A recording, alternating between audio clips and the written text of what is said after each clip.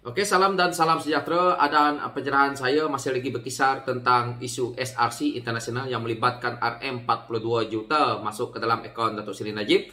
Yang mana hari ini Timbalan Pendakwa Raya mengatakan mahkamah bukan sarkas kerana seorang lagi peguam bela Datuk Seri Najib, iaitu Firoz Hussein Ahmad Jamaluddin, menggesa agar sesi penghujaan mengenai kewajaran Tengku Maimun Tengku Mat menarik diri disambung esok. Peguam terbabit berkata demikian semasa diminta berhujah tambahan oleh Hisham Teh Poh Tek.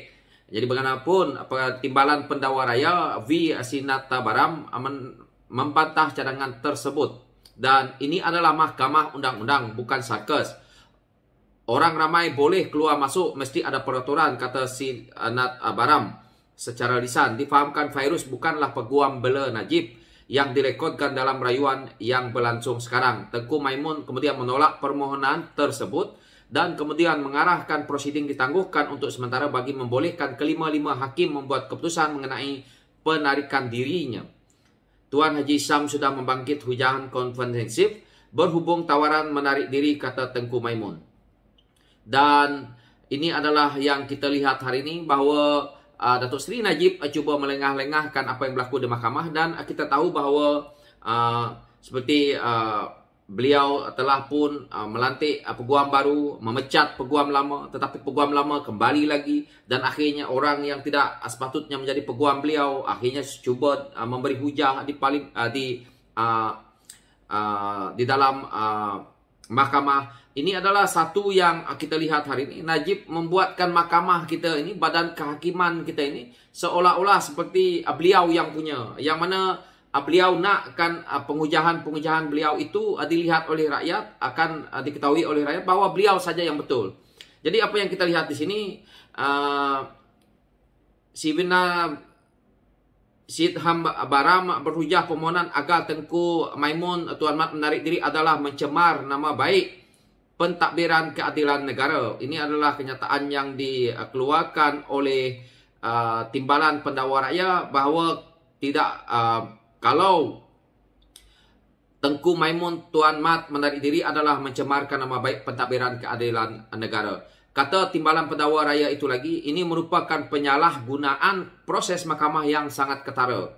Hal ini kerana menurut Sina Baram, iaitu sebagai Timbalan Pendakwa Raya, peguam Najib tidak mendedahkan apa yang wajar, sebaliknya menunggu perkembangan kes berkenaan dan mula mengambil langkah tertentu selepas mendapat keadaan tidak memihak kepada mereka, maksudnya kepada Datuk Seri Najib. Dan akhirnya apa yang kita lihat di sini, Timbalan Pendakwa Raya membangkitkan persoalan mengapa peguam Najib Razak tidak membangkitkan isu kemungkinan Tengku Maimun Tuan Mat dibimbangi akan berat sebelah lebih awal. Keseluruhan permohonan Tengku Maimun agar menarik diri berdasarkan hantaran suami Ketua Hakim Negara pada 2018, iaitu tahun 2018, dibuat dengan niat jahat, malafil. Permohonan Najib katanya hanya dibuat lewat malam tadi. Jadi ini adalah satu yang pelik, yang mana baru malam tadi permohonan dibuat dan hari ini kita nak tukar hakim ataupun kita nak menolak hakim, ketua hakim kita, dan nak mengganti dengan baru. Ini adalah satu kaedah yang pada saya memang baik Najib buat mahkamah di belakang rumah beliau.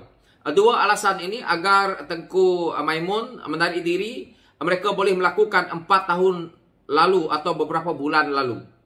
Ini adalah sangat wajar kerana kalau beliau tidak suka kepada Ketua Hakim Negara, kenapa baru semalam nak dibincangkan untuk penukaran isunya ini? Dan hari ini tiba-tiba kita tengok alasan untuk nak menukarnya adalah kerana kenyataan yang dikeluarkan oleh suami beliau tahun 2018 yang lalu. Terlalu sangat jauh, dan kalau perkara-perkara ini Datuk Seri Najib rasa bimbang, patutnya benda ini dah dibuat berbulan-bulan, memang asasnya adalah tepat. Permohonan ini adalah malafil yang dilakukan dengan sengaja untuk menghalang perkembangan kes ini. Rayuan utama SRC, kata Sinat Baram yang sebagai kita tahu sebagai Timbalan Pendakwa Raya. Dan alasan pembelaan Najib. Dalam hujah lisannya, Hisam Teh berkata, wujud kemungkinan berlaku keputusan berat sebelah.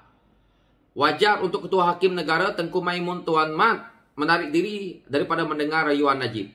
Hisam memberi dua asas bagi permohonan itu, yaitu hubungan antara Tengku Maimun dengan suaminya yang didakwa penglibatan Tengku Maimun dalam acara Walk for Justice untuk hakim pembicaraan kes SRC Muhammad Nazlan Muhammad Zali yang dianjurkan Badan Peguam Negara.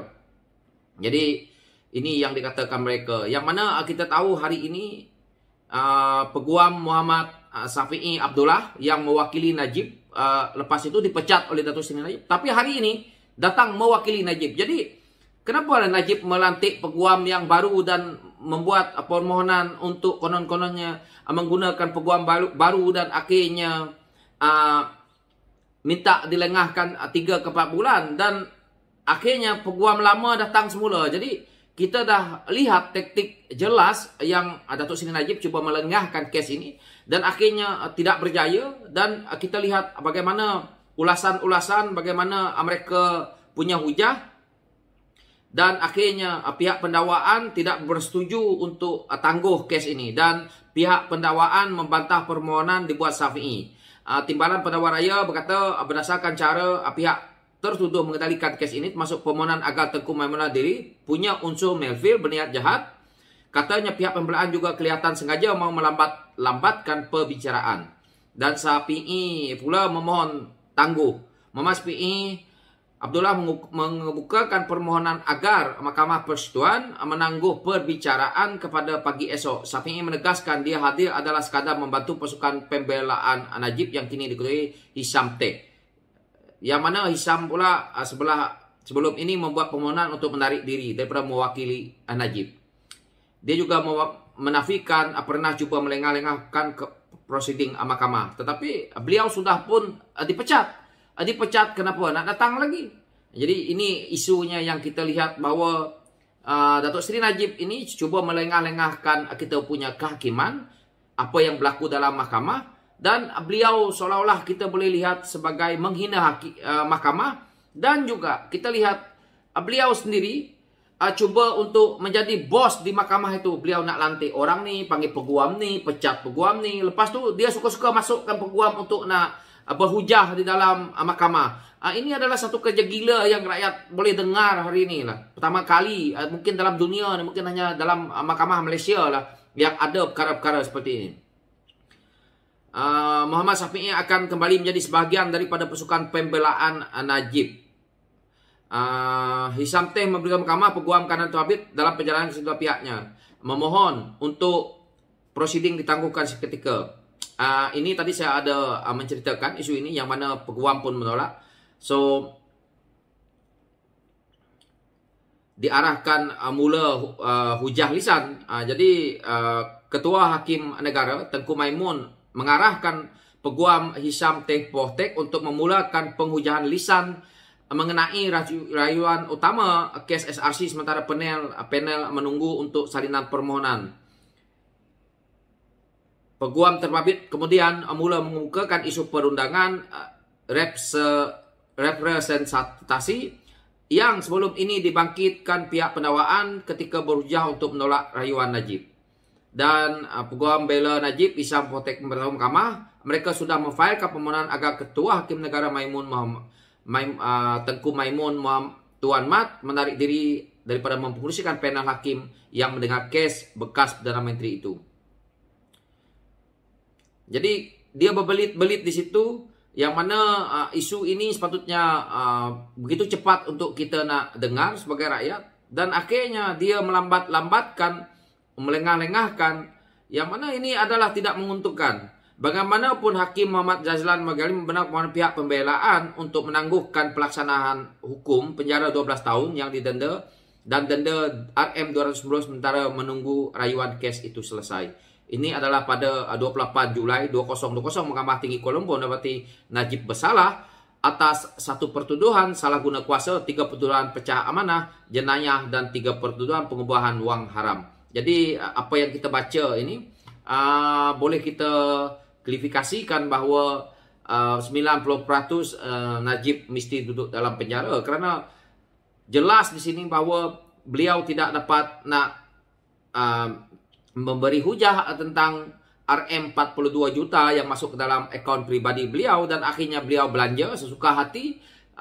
dan tidak memikirkan bahwa itu adalah melibatkan duit dari mana, yang mana beliau pasti akan, boleh kita katakan pasti tahu sebenarnya, tetapi di mahkamah karena jawaban yang kita berikan bersandarkan kepada bukti-bukti yang ada, maka beliau bolehlah jawab tak tahu ke, nak jawab tahu ke. Itulah sikapnya Najib ini, yang mana saya rasa beliau melakukan banyak kesalahan kepada rakyat Malaysia tetapi masih saja tidak mengaku, dan inilah sikapnya yang kita nampak, yang mana rakyat sendiri faham bahawa di zaman pemerintahan Najib sebenarnya kita ditindas, dan sebenarnya beliau adalah seorang pemimpin kuku besi yang dalam diam-diam tapi dia membunuh kita rakyat. Dan itu saja pencerahan saya untuk berkenaan dengan isu ini. So, sekian, terima kasih.